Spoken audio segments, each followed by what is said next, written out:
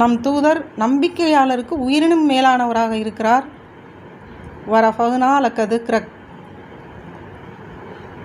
நபியே உமது கண்ணியத்தை உயர்த்தினோம்.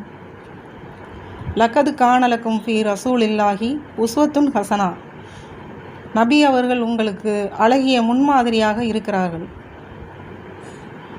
அல்லாஹ் தாலா நபி அவர்களை கண்ணியப்படுத்திய மிகவும் மேன்மைப்படுத்திய வசனங்கள், நபி அவர்களுக்கு அல்லாஹ் கொடுத்த மிக கண்ணியமான அந்தஸ்து, கௌரவம். மிராஜ் இரவு,